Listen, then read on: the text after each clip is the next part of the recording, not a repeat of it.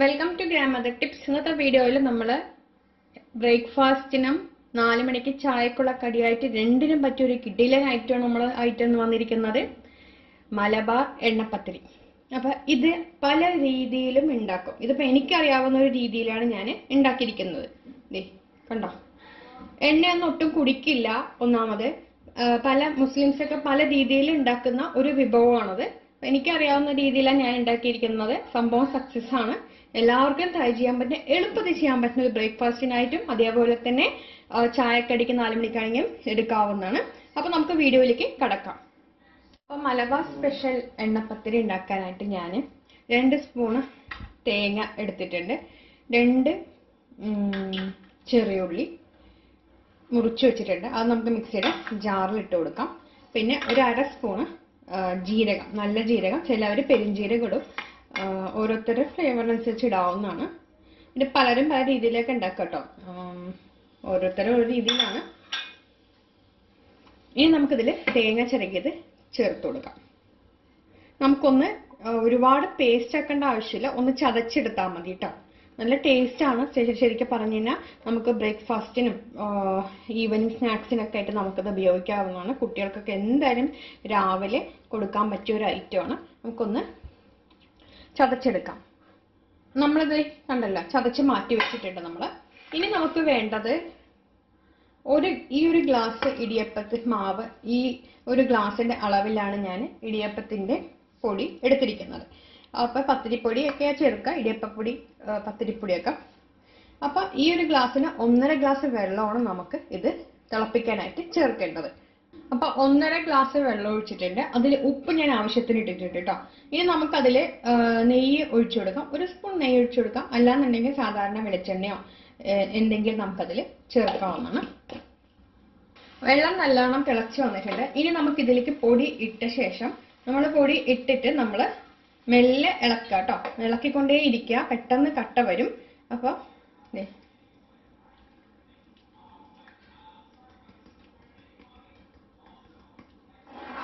അല്ലാന്നുണ്ടെങ്കിൽ നമുക്ക് ഇപ്പൊ നമ്മൾ തിളച്ച വെള്ളം ഇതിലേക്ക് ഒഴിച്ചാലും മതി, എങ്ങനെ വേണമെങ്കിൽ ചെയ്തെടുക്കാം കേട്ടോ. ഫ്ലെയിം വളരെ സ്ലോ ആണ് ഞാൻ ആക്കിയിരിക്കുന്നത്.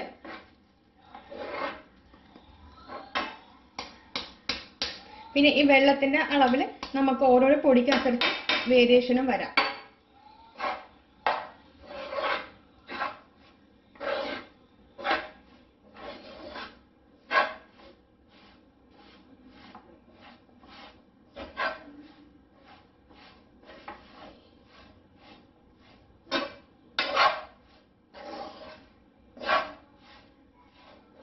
ഞാൻ ഫ്ലെയിം അങ്ങോട്ട് ഓഫ് ആക്കണുണ്ട്.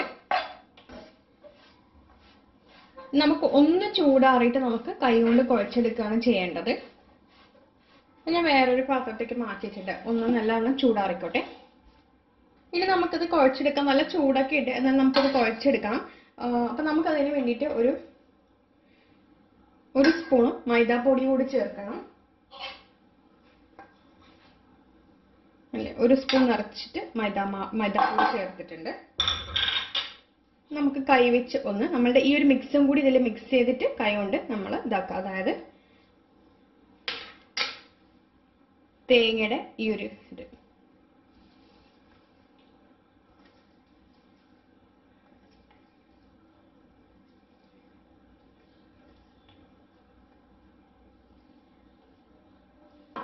നമുക്കിത് കൈ കൊണ്ട് നന്നായിട്ട് കുഴച്ചെടുക്കാം.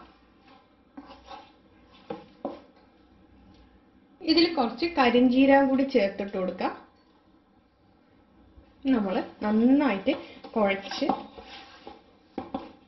എടുക്കാം. ഇപ്പൊ ഒരു ചൂട് ഓക്കെ ആയിട്ടുണ്ട്. മാക്സിമം കുഴച്ച് നന്നായി മയപ്പെടുത്തി ഒരു ചപ്പാത്തി മാവൊക്കെ നമ്മൾ എങ്ങനെ ഉരുട്ടി വെക്കുന്നോ ആ ഒരു പരുവമൊക്കെ നമുക്ക് എടുക്കാം.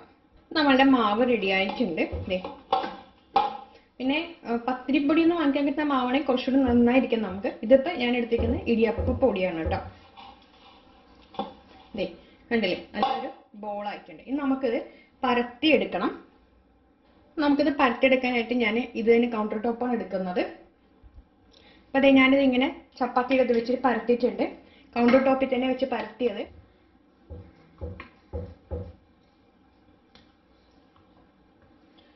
കൗണ്ടർ ടോപ്പിൽ എണ്ണ ഇട്ടിട്ട് പരത്തി കഴിഞ്ഞാൽ കുറച്ചുകൂടി നിങ്ങൾക്ക് എളുപ്പമായിരിക്കും എടുക്കാനായിട്ട്. ഞാൻ എണ്ണ ഇട്ടിട്ടില്ല. പിന്നെ ഒട്ടിപ്പിടിക്കുന്നു തോന്നിക്കഴിഞ്ഞാൽ നിങ്ങൾക്ക് അതിൽ നമുക്ക് കുറച്ച് മൈദാമാവ് ചേർത്തിട്ട് പരത്തിയാൽ മതി. ഞാനിപ്പോൾ ഒരു ബൗളില്ലേ, ബൗളിൻ്റെ ഇതാണ് ഇങ്ങനെ വെക്കുന്നത്. ഇങ്ങനെ അമർത്തി കൊടുക്കുക ചെയ്യുന്നത്.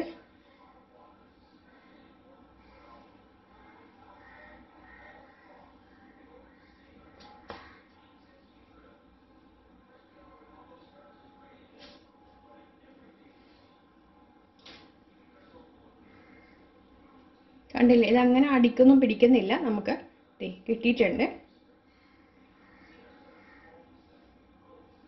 നമുക്കിതിൽ ഇട്ട് കൊടുക്കാം.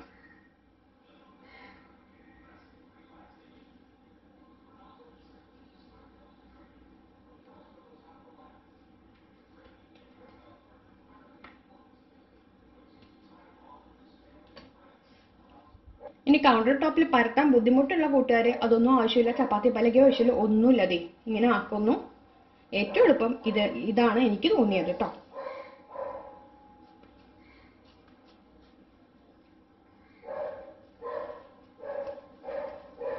ആദ്യം നന്നായിട്ടൊന്ന് റോളാക്കുന്നു. ഒറ്റ അമർത്ത്. കണ്ടോ, ഈ ഒരു കട്ടി അതിന് വേണം. ഇതാണ് എനിക്ക് എളുപ്പം തോന്നിയത്. സംഭവം റെഡി ആയിട്ടുണ്ട്. അപ്പം നമ്മളുടെ എണ്ണ നന്നായി തിളച്ചിട്ടുണ്ട്. തിള നന്നായി വന്നിട്ടുണ്ട്. ഇനി നമുക്ക് ഓരോന്നായിട്ട് ഇട്ട് കൊടുക്കാം. ഞാൻ നന്നായി എണ്ണ എടുത്തിട്ടുണ്ട്. അത്യാവശ്യം എണ്ണ നമുക്ക് എണ്ണയിൽ ഫ്രൈ ചെയ്തെടുക്കാനേ പറ്റുള്ളൂ. പക്ഷെ അധികം എണ്ണ കുടിക്കില്ല അത്. ഓക്കെ, അപ്പം നമുക്കിത് വറുത്തെടുക്കാം. നല്ലോണം എണ്ണ തിളച്ചിട്ടുണ്ട്. അപ്പം ഞാൻ ഇട്ട് കൊടുക്കണം.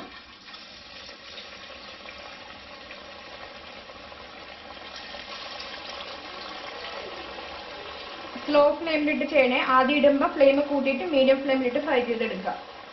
അപ്പോൾ ഇത് ആയിട്ടുണ്ട്. അപ്പോൾ നമുക്കൊന്ന് തിരിച്ചിടാം.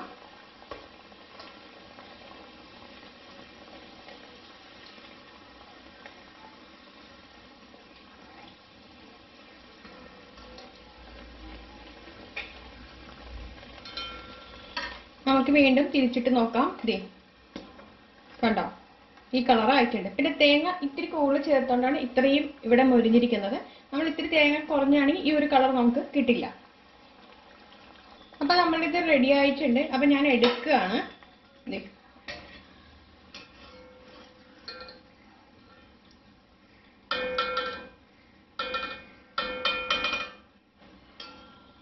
നമുക്ക് അടുത്തതും ഇതേപോലെ തന്നെ നമുക്ക് ചെയ്തെടുക്കാം.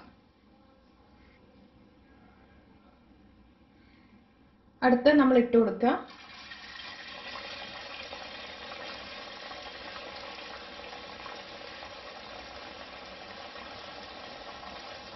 ഇതേപോലെ തന്നെ ബാക്കിയുള്ളത് നമുക്ക് ചെയ്തെടുക്കാം. ഐറ്റം റെഡി ആയിട്ടുണ്ട്. മലബാർ എണ്ണപ്പത്തിരി റെഡി ആയിട്ടുണ്ട്. കണ്ടല്ലോ, നല്ല അടിപൊളിയായിട്ടുള്ള നല്ല ചായക്കും ബ്രേക്ക്ഫാസ്റ്റിനും പറ്റുന്ന ഒരു അടിപൊളി ഇതാണ് നമുക്ക് ഇന്നത്തെ വിഭവം. അത് ശരിക്കും പറഞ്ഞു കഴിഞ്ഞാൽ പെട്ടെന്ന് ഉണ്ടാക്കാൻ പറ്റും കേട്ടോ. ഇത്രയും പെട്ടെന്ന് ചെയ്യാൻ പറ്റുന്ന ഒരു സ്നാക്ക് വേറെ ഇല്ല. അത്രയും ഫാസ്റ്റായിട്ട് ചെയ്യാൻ പറ്റുന്നതാണ്. ഇപ്പൊ ബ്രേക്ക്ഫാസ്റ്റിനായാലും അതേപോലെ തന്നെ വൈകുന്നേരം ചായക്കാണെങ്കിൽ കുട്ടികൾക്ക് വളരെ എളുപ്പത്തിൽ ചെയ്തെടുക്കാൻ പറ്റും. എന്നാൽ ഹെൽത്തി ആയിട്ടുള്ള ഒരിതാണ്. അപ്പം എല്ലാവരും ചെയ്ത് നോക്കാം. അപ്പം നമുക്കിത് തുറന്ന് നോക്കാം അത് എങ്ങനെയുണ്ടെന്നുള്ളത്. കണ്ടോ, റെഡി ആയിട്ടുണ്ട്. കണ്ടല്ലോ, ഉള്ളിൽ മാവൊന്നും ഒട്ടിയൊന്നും പിടിക്കുന്നില്ല. നല്ല കുക്കായിട്ടുള്ള സംഭവമാണ്. കണ്ടില്ലേ? പേജ് ഗ്രാമർ ടിപ്സ് എല്ലാവരും ലൈക്ക് ചെയ്യുക. അടുത്ത വീഡിയോ ആയിട്ട് വരാം. Thank you.